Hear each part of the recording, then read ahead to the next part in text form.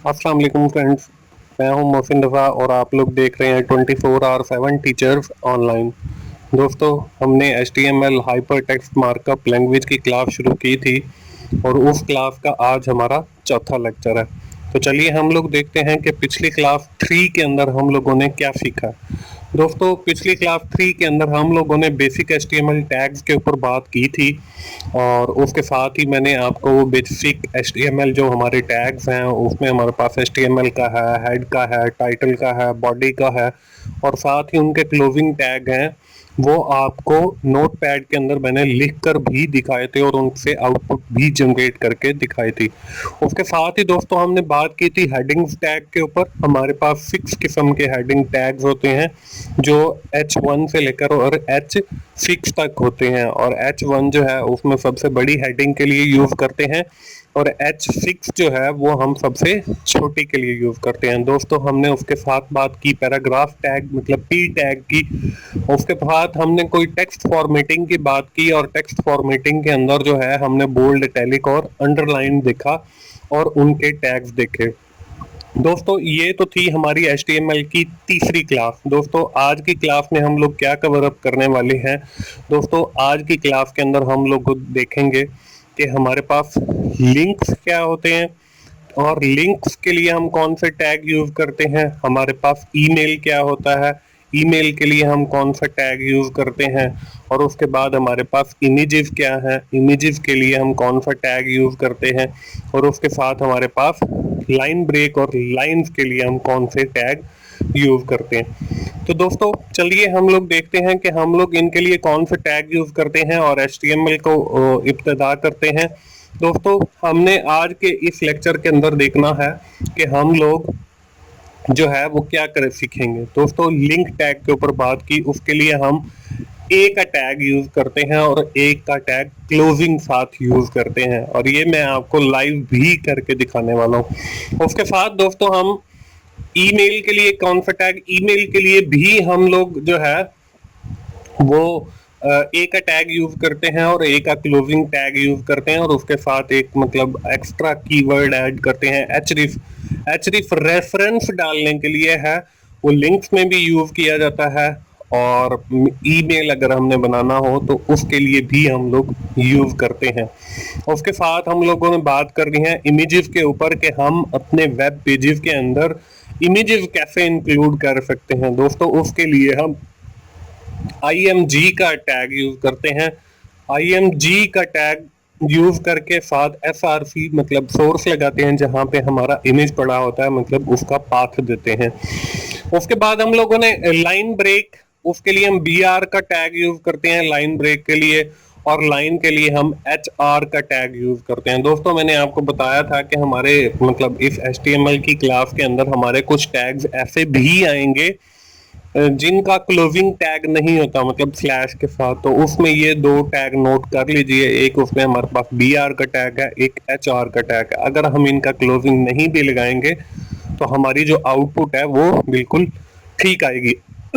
दोस्तों, ये तो बात है हमारे HTML टैग्स की।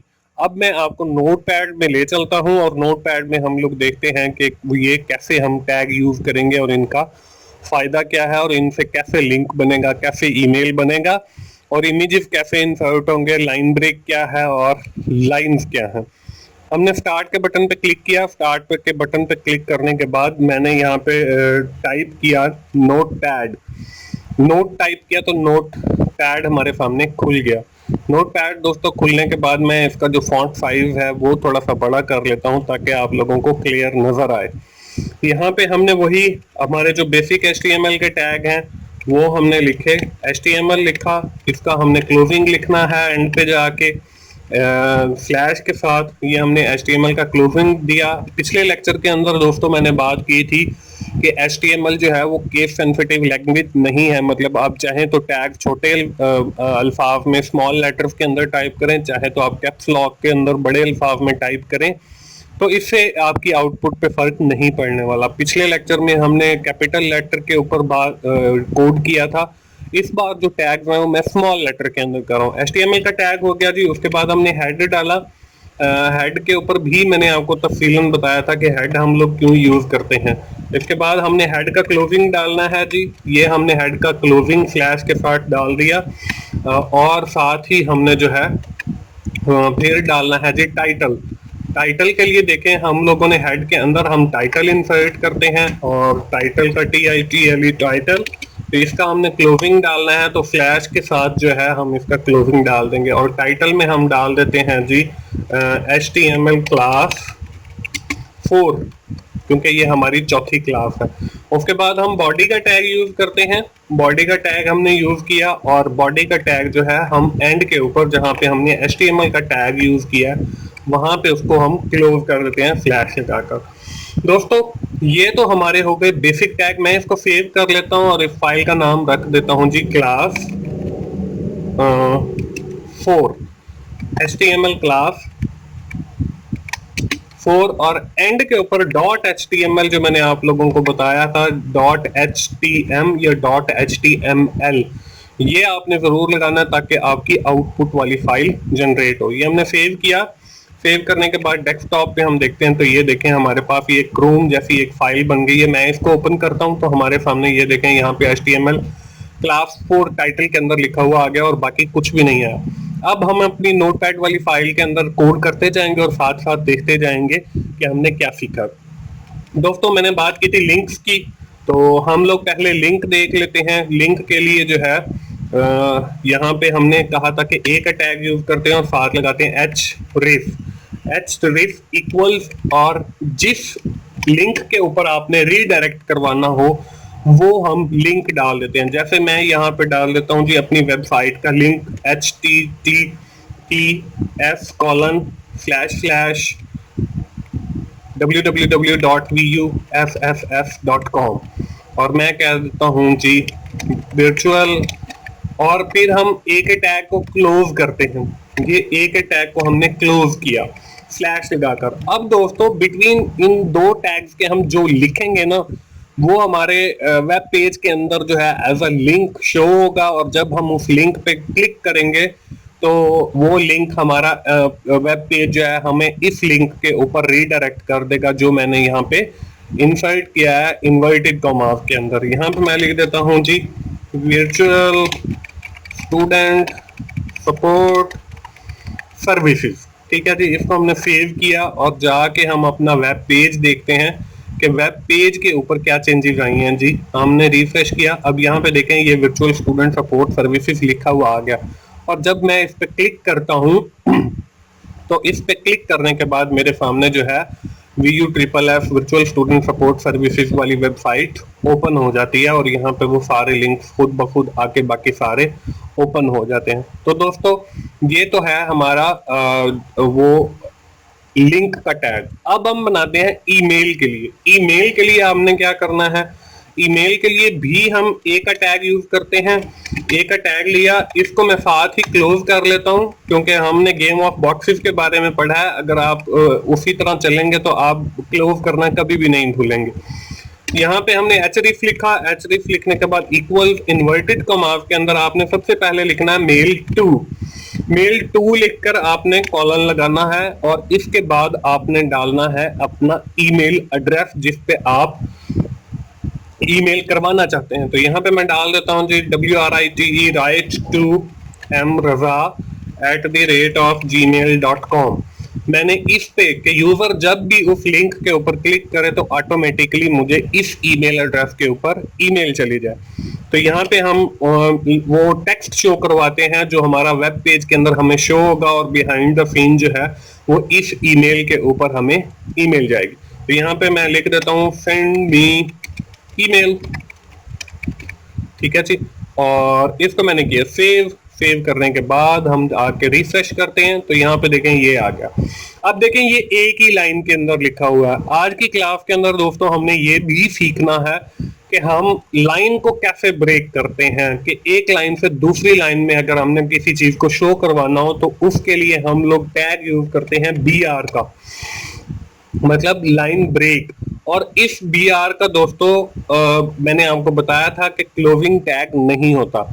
हमने इसको सेव किया। सेव करने के बाद जब हम दोबारा जाके रिफ्रेश करेंगे तो देखें ये ईमेल जो है वो दूसरी लाइन में आ गया। अगर आप इसके अंदर और गैप क्रिएट करना चाहते हैं तो आप एक BR और कॉपी करके यहाँ पे पेस्ट कर लें, सेव करेंगे, आप रिफ्रेश करेंगे अपने वेब पेज को जाके, तो यहाँ पे ये हमारे पास आ गया। और जब मैं सेंड ईमेल पे क्लिक करता हूँ तो अगर आपके पास आउटलुक इंस्टॉल है तो वो यहाँ पे आउटलुक वाली विंडो में चला जाएगा। दोस्तों ये हमारा लिंक हो गया। आज की क्लास के अंदर हम लोगों ने ये भी सीखना था कि हम लोग अपने वेब पेज के अंदर इमेजेस कैसे इंसर्ट करते हैं। ये BR वाले 2 टैग मैंने कॉपी किए, नीचे पेस्ट किए ताकि नई एक लाइन में मैं पहुंच जाऊं। और यहाँ पे इमेज इंसर्ट करने के लिए हमने पढ़ा है IMG का टैग हम लोग यूज करते हैं। IMG के टैग को हम फिर जाकर साथ ही क्लोज कर देते हैं स्लैश लगा। इसके अंदर हम डालते हैं जी सोर्स। अब सोर्स कैसे डालते हैं, IMG जहां पे हमने लिखा है उसमें स्पेस डालें, FRC मतलब ये सोर्स आपने डालना है, इक्वल और इन्वर्टेड कॉमास के अंदर आपने सोर्स डालना है। अब देखें मैंने एक इमेज रखा हुआ है अपनी एक ड्राइव के अंदर, जिसका ड्राइव का लेटर लिखा मैंने D, ठीक है जी। D के बाद मैंने लगाया कॉलन। कॉलन लगाने के बाद आपने ये बैक स्लैश डालनी है। पहले हम लोग स्लैश डालते थे, ये बैक स्लैश डालने के बाद आपने उस फाइल का नाम रखा है जो भी लिखा है, मैंने जैसे है फाइल का नाम रखा हुआ है जी लोगो। लोगो लिखने के बाद और मैंने .png, आपने अगर इमेज फाइल है आपके पास तो आप .jpg, अगर आपके पास .gif फाइल है तो आप gif डालेंगे। मेरी जो फाइल है वो .png वाली है तो मैंने .png डाला और इस फाइल को मैंने किया सेव। सेव करने के बाद मैं आता हूं जी अपने वेब पेज के अंदर, और वेब पेज पे आने के बाद मैं यहाँ पे इसको करता हूँ रिफ्रेश। तो देखें मेरे सामने एक इमेज यहाँ पे इंसर्ट हो गया, टीचर्स ऑनलाइन 24/7 टीचर्स ऑनलाइन का लोगो यहाँ पे आ रहा है। दोस्तों अब इसका साइज जो बाय डिफॉल्ट है वो यहाँ पे सेट है। अगर हाँ आपने इसका साइज भी रिसाइज करना है तो वो भी आप इसके अंदर टैग यूज कर सकते हो। मैं इसे कहता हूँ जी इसकी हाइट, HEIGHT हाइट, इसकी रख दो जी आप हाइट 150, और जो इसकी विड्थ है WIDTH वो भी आपकी विड्थ इक्वल्स, और इन्वर्टेड कॉमास के अंदर मैंने विड्थ लिख दी है, वो भी 150 है, हाइट भी 150 है। अब मैं अगर इसको रिफ्रेश करता हूं तो इसका साइज जो है वो 150 बाय 150 हो जाएगा। तो ये हमारे पास इमेज एक इंसर्ट हो गया। उसके बाद हमने दोस्तों बात की है लाइन ब्रेक के साथ। हमने ये देखना है कि अगर हमने अपने वेब पेज के अंदर कोई लाइन लगानी हो, मतलब कि जो है इमेज एक अलग नजर आना चाहिए और उसके बाद लाइन नजर आनी चाहिए, या ये जो हमने लिंक बनाया इसके साथ हमें लाइन नजर आनी चाहिए, तो यहाँ पे मैं टैग एक यूज करूंगा जी HR का। यहाँ पे मैंने लगाया HR और इसको क्लोज किया एंगल ब्रैकेट को, और इसको सेव किया। सेव करने के बाद जब मैं यहाँ पे आया इसको रिफ्रेश किया तो हमें देखें यहाँ पे वेब पेज के अंदर एक लाइन नजर आ रही है।